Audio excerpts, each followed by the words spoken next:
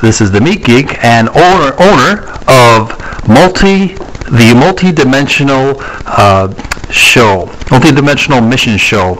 And this is one of the first episodes of this YouTube channel where I talk to my friends and other people, and I do some research on various topics related to UFOs, extraterrestrials, the paranormal, and things beyond this dimension. So I have a friend named Ken. He's a neighbor of mine, and he's agreed to do a brief interview and tell me some of his wonderful adventures he's had with some strange things. So Ken, I appreciate if you would take the floor and tell me some of your stories. Well, if you want to know about UFOs, I've had experience with a UFO about 40 years ago. My first wife, my two children and I were on our way home from London to Chelmsford, where we lived, on Highway 2, and coming down the highway towards us was a silver object. As it got closer, it was sort of coming from north across us on an angle. It was silver, and it was big. I don't know how big, because but as it got closer, it started to take a shape of the typical flying saucer. Wow, just like in the movies. Yeah. Well, it cut across in front of us and went down towards the woods on the right. So I took that road and we followed it. Kids were scared. Some other cars had stopped on the highway and they were out looking at it. One guy had a camera, but to my surprise, and the next day in the paper, I was the only one that called in. So, but anyway, we followed it down the road, and it disappeared into a woods. Well, I got out and looked, but I couldn't see anything. So we went to Putnam, which from Chelmsford is about 5 miles south in the same direction that the UFO was going. We went visiting there, and the people that live there are friends, the bishops, and they were out in their backyard. They have it's beautiful. They can see the sky, and they lay there. They used to watch the meteors going over, and some of the small satellites, like I think there was Sputnik. And that's what they did. Well, when we got there, Gordon asked me, he said, "Did you happen to see the UFO?" So he saw it from the other side, but he didn't chase it, but it went down in the woods. And that's the next day in the paper, or the next day on the news, I called them and I told them, and they said nobody else had reported it.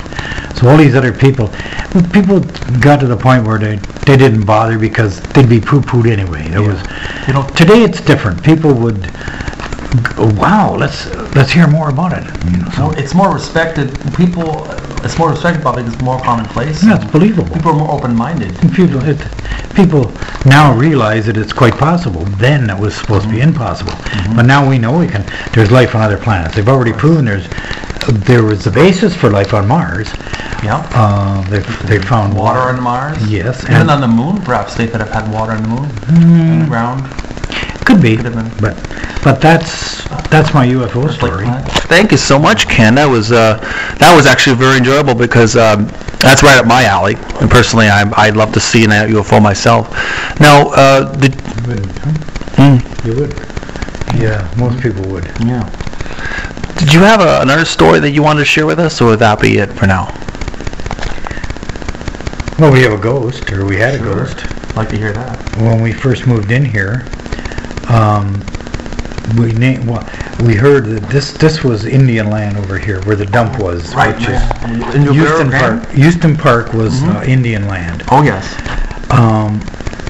In fact, the Indians still have a lot to do with this area. They have all those houses along Emery Street, Oh yes. About the last 7 or 8 houses are all owned by one of the tribes. But anyway, we moved in here, and so we just called it Hiawatha, because it's an Indian name. Right. But it doesn't bother us, because we both know there's life after death, so it doesn't bother us. So he was obviously a friendly one. He wasn't very negative. He wasn't a negative spirit or a demon, as they call them. I'm not sure there is any of those, but But he was I think he was obviously spirits are spirits. So he didn't try to hurt you or bother you or anything? No. But the first dog, you remember Sable, the German Shepherd we had before we got Charlie? I think I do, yeah. Sable used to sit there, all of a sudden she'd sit up and she'd bark at the wall up here. You could see them. Yeah. They could sense things more than humans, right? We used to hear the door shutting. They obviously can affect the physical universe around them. Of course it's not easy for them because it's like it's like you communicating with those who have passed on. It's hard to do. So it's hard for them to do it the other way too, I mean, people don't realize that. They think, oh, if they're a ghost, they'd tell us what's going on. Why? It's just as hard for them to communicate as it is for us, because they don't have a body, right? And we don't know how to. Spiritual body. Yeah, well, so do we, but we don't know. We don't tap in. You don't tap into it until you die. Right. See, I have my own beliefs on what's what. Like your brain is not what controls your mind. And there's a lot of people who agree with you on that. And the mind goes through the brain, and when there's a problem with something, it's not the mind that's the problem; it's the brain interpreting it. That's why when you have brain injuries, people go into comas and that, and that's because the mind is still great; it's active, but the brain isn't interpreting what's going on. It's like the wetware, the computer, and the mind is like the software or the programming. Exactly, and the software never dies. Yeah, and that's like people call that the conscious or the inner spark. It's all the same. Okay, the thought, the ID, the conscious, the not the subconscious, the mind, the soul, whatever, and they've weighed them. Spirit. I don't know if you, I heard I don't know how much you read. I actually do a lot of reading. If I may add something, I don't know if you're familiar with that gentleman. Oh, the name escapes me, but he was a researcher on out-of-body experiences. He was Robert Monroe. Okay. And he did experiments where he. They actually weighed a spirit. Yes, they weigh even while they're alive. Well, a person goes in deep sleep and a deep meditation sleep, their spirit can temporarily leave their body, and you can actually look down on your body while you're still physically alive. What do you think a lot of dreams are? Those that you remember are probably out-of-body experiences. Exactly. You can go traveling wherever you want. I heard there are people, like I do remember going flying, and it's a wonderful feeling. Oh, it is, because you're... The only problem is I'm not sure if I'll like that life after death, because I like physical stuff. Yeah. But you like to do things. Yes. Well, although I heard in the astral world you can go to worlds that feel real but have less restrictions. Like it's like a virtual reality, spiritual dimension where you can go into your own house and do things. Yeah. But here's the problem. If you don't like it, you can't change your mind. I mean, it's too final. Yeah. Although I don't believe it's completely final for everybody. I do believe that there are souls that are old souls that have been alive in other bodies and lived before. In fact, the most famous one is that there's a little Turkish kid. Well, he's a man now, but he was only, I think, 7. And when he was born, as soon as he could talk, he kept telling his mother he wanted to go home. And she said she couldn't understand what he was talking about, go home. So he named a village. And there was a village that existed, and they'd never been to it. So doctors and psychologists finally said, why don't you take him there and see what happens? So they went there, and when they got to this village, the kid was telling them where to go. And they stopped in front of this dwelling. And there was a woman out in front. Exactly. The kid jumped out of the car, and he started calling this woman by name. Whoa. And he ran right up to her, put his arms around her legs, and called her by her first name. And she said, it was her name. And she said, what's going on? And he asked about, where's so-and-so and where's so-and-so? That's 2 girls. Those were the woman's daughters. Wow. And he named them. And he said, they're my daughters. So they did a whole lot of research, and they discovered that at I think it was 2 weeks after this woman's husband had died, this little boy was born. And they think what happened was that the will of the soul from the man was so strong that he entered the little kid. And so, Now- and that's happened more than once. Was that him? Like, was always, or the boy? Was the boy always the soul, or was he? Yeah. That was I'm actually not identity? sure whether there was two souls or whether it was. I heard of twin souls. Yeah, Recalled. but I do see there's different theories on that. Walk-ins, or the term is. Or jump-ins. Yes. Jump-in, yeah. Yeah. Now, that brings up a very interesting question, though. At what point is a fetus or a being? When does it get its soul? Is it at the point of inception? Yeah. I know it's not at birth. I mean, that theory that they used to say you weren't a human until you were actually took your first breath is a bunch of crap. That's why I do not believe in abortion. They have feelings, yeah. Of course, little kids 3 months old sucked your thumb in the womb. Now, do they have a soul then or not? I mean, it's a real deep subject. Yes, it is. And there are some that believe that you can choose your own parents and so on. The only thing you don't bring back with you is memory in most cases. But in a case like that little kid from Turkey, and there's other people the same way, they remember past lives or bits and pieces of it. And if you check, you'll find that most of those people, there's some fact in there. I have a friend who's a reenactor. And he got into reenacting because he had this feeling that he had lived before, and he was a southern soldier, and then he'd fought in Bunker Hill even in the Civil War and also World War I. And he went there.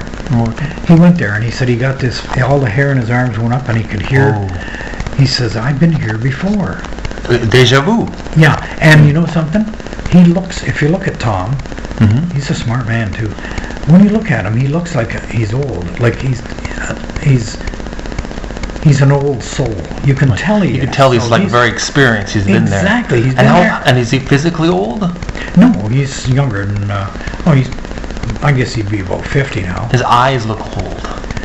Almost. Well, I don't know. It's something. It's almost like an aura he has. Like he's been there. Almost wisdom. Well, you've seen people that say, "Geez, you look like you're an old soul." Like. Yeah. Well.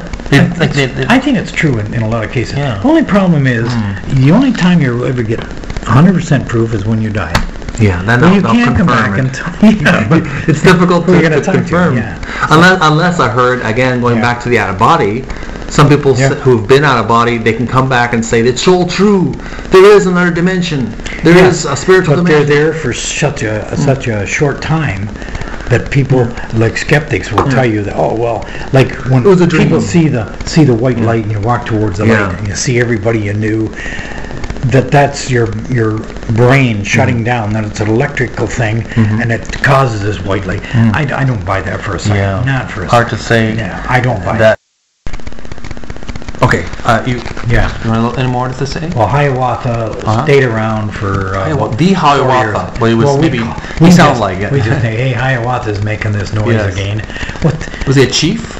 We don't know. I never met. Don't know if it's male or female. It's just a ghost. And how did you know it was a native ghost? We didn't. I told you why we named it Hiawatha. Because it was in the land. Yeah. Well, this used to be Indian land, so we figured maybe there was a couple of dead Indians around. But he sort of stopped, and we never heard from him for a number of years. But just recently again, he's making another appearance. And Callie, now, she gets up and she runs to the door and barks. Well, who the heck's that? And I'd hear a noise in the room in there, and I'd look, there's nothing. No visuals. I've never seen a picture. And the other day, I heard a noise, and I went to the closet there. I have a dustpan that I stick up on the metal shelf, and I stick it in there, and it's pretty solid. And I heard this bang, and I went over there, and it had fallen on the floor. Whoa, so, heavy stuff. Yeah, but you know what? It doesn't bother us. But he seems like a friendly chap. Oh, yeah. Well, listen. They're not all negative. There's not many, you hear about The Exorcist and that kind of thing. That's a different thing. That's like a demon, they call it a demon possession. That's not a ghost. That's a whole different creature. Yeah, it is. Yeah. It's a whole different thing, and I think it's all part of the part of a type of mental illness. Yeah, a lot of even mental illnesses back in medieval times were diagnosed as demon possession, unfortunately. Do you know when I first started working at the LPH, at the Western Fair, we had a booth, and we had to put up a theme and so on. So I took some of the stuff out of the museum, like the cot and that. We set up a room of what they did during the turn of the century, and I'm talking about the turn of the century before the one we've already turned. Old there. Yeah. And what they used to do, they started this putting people in water. Yeah, ducking them, putting the hot water. Put them in there and shocking them. Yeah. Shock therapy, and it was very crude. They did lobotomies. Yeah, that was crude. Yeah, and some of the things that they did with kids, like they had a little cage, like it looked like a lobster trap, and that was straw on the bottom. And that's what they put with that's where they put the kids. They couldn't control because there was no drugs. They didn't have medicine to.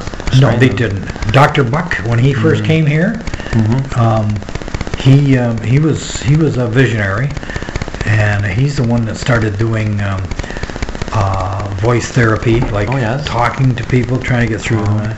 Anyway, that was the start of the modern thing. Thank you very much, Ken. I really appreciate you taking the time. It's been a long time discussion. You really put a lot of effort into sharing your wonderful stories.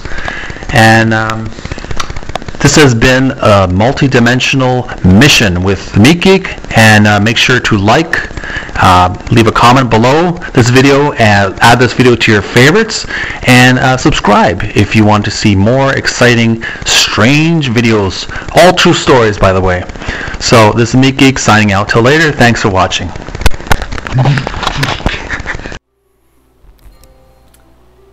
Hello and welcome to the Multi-Dimensional Mission Show.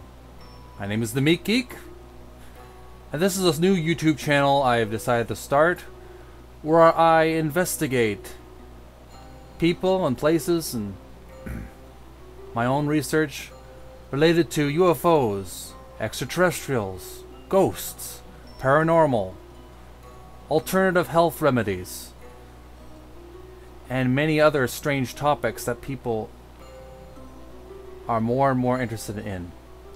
I hope you will join me on further episodes. If you would like to be a guest on my show and perhaps allow me to interview, and I can help promote your channel and your website and blog if you like, please leave a comment below this video. Leave a personal message if you're shy. I'm very interested in strange but wonderful topics. I'm the Meat Geek, and this is the Multi-Dimensional Mission Show. Thanks for watching.